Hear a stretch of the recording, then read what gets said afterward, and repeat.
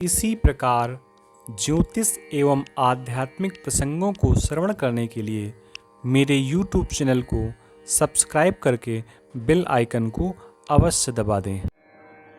राम राम, नमस्कार। मैं आचार्य कुलदीप। कैसे हैं आप लोग? निश्चित आप लोग स्वस्थ होंगे, अच्छे होंगे और प्रसन्न होंगे और आगे भी स्वस्थ, अच्छे, प्रसन्न रहेंगे, ऐसी हमारी शुभकामनाएं। देखिए, एक हमारे पास जन्मांग आया है। इस जन्मांग की स्थिति को देख करके हम सबसे पहले धन के बारे में हमको इसमें देखना है। देखिए, जब भी किसी जन्म कुंडली में केंद्र त्रिकोण, केंद्र का मतलब 1, 2, 3, 4, त्रिकोण का मतलब 5, 9 और पहला भाव, और 2 भाव और इंक्लूड करिए, धन भाव और एकादश भाव। इन सब भावों का आपस में जब संबंध होता है और उस संबंध में राहु, केतु, शनि, मंगल को थोड़ा छोड़ दीजिए, राहु, केतु, शनि आदि ग्रहों की दृष्टि ना हो और उन स्थितियों पर बुध, शुक्र, गुरु और सूर्य इनकी दृष्टि हो या कॉम्बिनेशन बन रहा हो, इनके साथ 6वें 8वें भाव का एडिशन ना हो, तीसरे भाव का कोई भी ग्रह आकर के न जुड़ सके इन केंद्र और त्रिकोण के भाव के स्वामी के साथ, तो ऐसी स्थिति में जातक के पास अच्छी धन की व्यवस्था होती है। ये देखा गया। एक एक चीजों को देखते हैं, मालूम पड़ता है।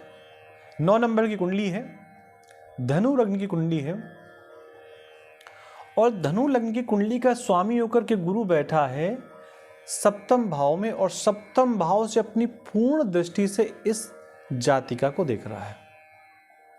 ये जातिका पटना की है, नाम बताने कोई मतलब नहीं है।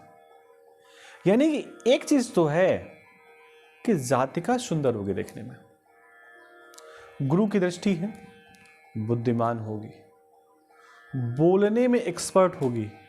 कहने का मतलब है जो भी स्त्रियों के शुभ गुण होते हैं, दिव्य गुण होते हैं, वो सारे गुण इसमें विद्यमान होंगे।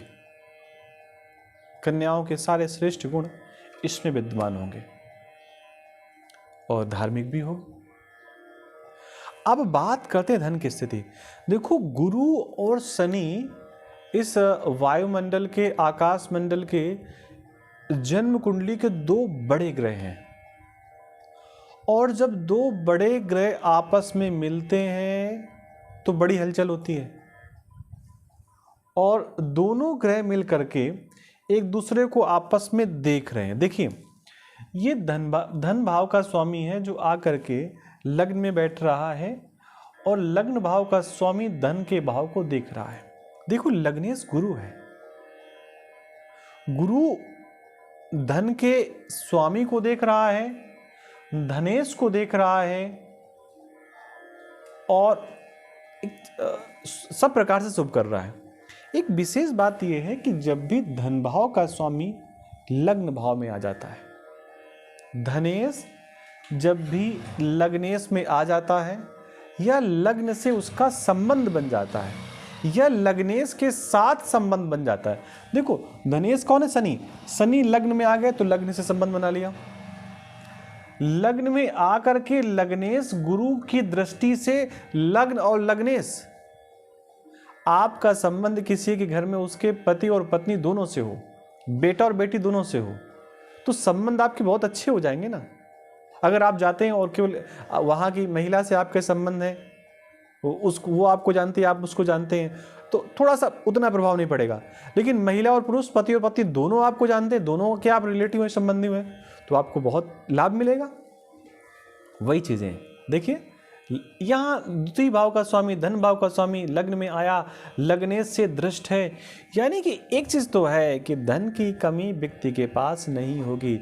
जातिका से हमने बात की, उसने ऐसा ही बताया कि आचार्य जी, धन की कोई कमी नहीं है, धन की कोई व्यवस्था नहीं है। अच्छा, एक चीज और देखते हैं। 10वें भाव का स्वामी जो बुध है वो भाग्य भाव में गया, भाग्य भाव का स्वामी 8वें भाव पे गया, 8वें भाव का स्वामी चंद्रमा 10वें भाव पे आया। एक यहां पर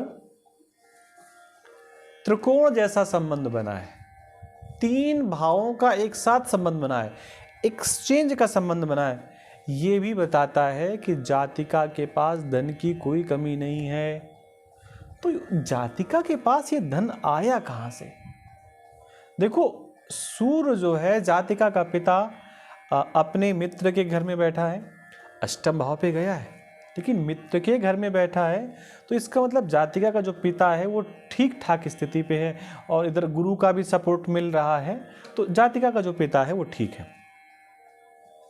जब भी धन भाव, कर्म भाव का स्वामी, कर्म भाव के स्वामी का संबंध नवम भाव से होता है, तो ऐसी स्थिति में व्यक्ति धनवान होता है। यहां का स्वामी कौन है? बुध। बुध गया कहां? भाग्य के भाव में, पिता के भाव में। तो पिता के पास इतना पर्याप्त धन है कि जातिका बचपन से ही धनवान है। एक त्रिकोण और भी होता है, जिस त्रिकोण का नाम है, जिसको हम कहते हैं सप्तम, क्षमा करें, कोण, केंद्र। सप्तम भाव का स्वामी भी जाकर के भाग्य भाव से जुड़ रहा है। यानी कि एक चीज तो यहां पर निश्चित हो गई कि व्यक्ति के पास धन की कोई कमी नहीं है। एक चीज और देख लेते हैं, आय भाव के स्वामी की स्थिति क्या है। आय भाव का स्वामी है शुक्र, और शुक्र गया कहां? जा करके फिर भाग्य के भाव में बैठ गया। यानी कि ये कुंडली ये भी बताती है कि आय भाव का स्वामी, सप्तम भाव का स्वामी, ये सब दोनों एक साथ मिल गए। यहाँ का स्वामी बैठ करके जाकर के भाग्य के भाव में बैठ गया, तो इसका मतलब है कि जातिका धनवान है। गुरु की दृष्टि आय भाव पे भी है, लग्न में भी है और कर्म के भाव पर भी है। यानी कि उसकी बाजुओं के भाव पे, उसके हाथों के भाव पर भी है। इसका मतलब है कि जातिका बचपन से धनवान है और आगे अपने कर्म के माध्यम से पर्याप्त धन को प्राप्त करेगी। तो ये धन की स्थिति ने बता दी। मैरिज की स्थिति अगली बार इसी कुंडली पे आपसे मिलते हैं। आपसे निवेदन है कि चैनल को सब्सक्राइब जरूर कर लें और बेल आइकन को दबा दें। आप सबको राधे कृष्णा, नमस्कार, जय जगन्नाथ।